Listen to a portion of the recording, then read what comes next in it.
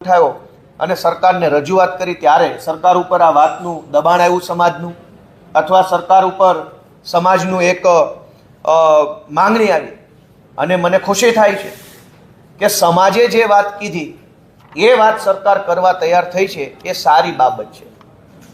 બીજું કે આજે એક સારી બાબત એ પણ થઈ કે સરકારે આ કાયદામાં સુધારો કરતા પહેલા લોકોના વાંધા સૂચન મંગાવ્યા છે.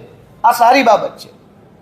કાયદાઓ લોકો માટે બને છે, ભાજપ માટે કે આમ આદમી પાર્ટી માટે નથી બનતો. કાયદો જનતા માટે બને છે. તો જ્યારે કાયદો બને ત્યારે જનતાના સૂચન માંગવા જોઈએ. દુર્ભાગ્ય એ છે કે આ વિધાનસભામાં અનેક કાયદા બને છે. હું ચૂંટાયો પછી લગભગ 8-10 બની ગયા. જનતાને તો છોડો, ધારાસભ્યોને પૂછવામાં નથી આવતું. પણ આ પહેલી વખત એવું થાય છે કે સરકાર જનતા પાસેથી વાંધા સૂચન માંગી રહી છે, જે સારી બાબત છે. અને હું તો એવી વિનંતી કરીશ કે હવે પછી ગુજરાતની વિધાનસભામાં કોઈ પણ કાયદો લાવો સરકાર તરફથી, તો દરેક વખતે 30 દિવસ સુધી જનતાના વાંધા સૂચન મંગાવો, તો કાયદો વધુ સારો બની શકે.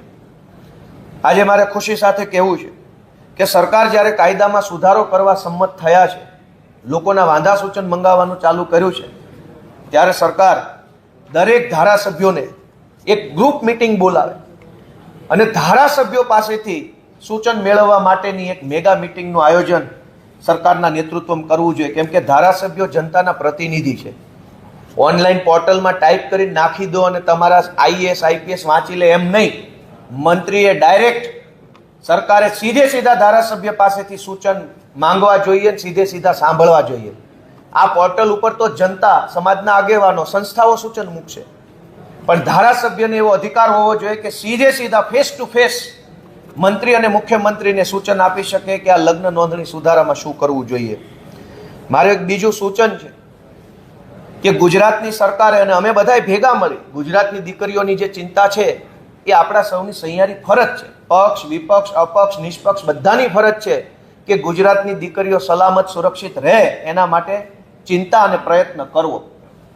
પણ વાત માત્ર સિલેક્ટિવ ન હોવી જોઈએ. કોઈ સલીમ નામનો વ્યક્તિ સુરેશ બનીને દીકરીને ભોળવે એ સદંતર ખોટું છે, એ ગુનો છે, અપરાધ છે અને સજા થવી જોઈએ. પણ કોઈ સુરેશ નામનો વ્યક્તિ એવું બોલે કે મારે હર્ષ સંઘવી સાથે બહુ ઓળખાણ છે, તું કોઈને કહીશ તો હું તને પછી જેલમાં પુરાઈ દઈશ, એમ કહીને દીકરીનું શોષણ કરે તો? રાજકોટની ઘટના જે બની સામૂહિક દુષ્કર્મની હોસ્ટેલમાં, એમાં ભાજપના છોકરાઓએ એવું કીધેલું કે મોદી સુધી અમારી ઓળખાણ છે, આ હોસ્ટેલમાં અમે જે ધારીશું એ દીકરીઓ સાથે કરશું, તમારે કોઈને કહેવાનું નહીં, નહીં તો તમારી કારકિર્દી બરબાદ કરી દઈશું. તો સલીમ સુરેશ બનીને ગુનો કરે એ પણ ગુનો છે, અને સુરેશ હર્ષ સંઘવી સાથે ફોટો પડાવી અને દીકરીઓનું શોષણ કરે એ પણ ખોટું છે. અને બંને વસ્તુ કાયદામાં આવે એવું ધારાસભ્ય તરીકે મારું સૂચન છે. કોઈને એવો અધિકાર ન હોવો જોઈએ કે રાજનીતિનો પ્રભાવ ઊભો કરી મોટા નેતાઓ સાથેના ફોટા બતાવી, મોટા નેતાઓ કે અધિકારી સાથેના સંબંધો બતાવી અને દીકરીઓનું શોષણ કરે, દીકરીઓને છેતરે અથવા દીકરીઓને લાલચ આપે, એવો અધિકાર પણ કોઈ સુરેશને ન હોવો જોઈએ અને સલીમને ન હોવો જોઈએ.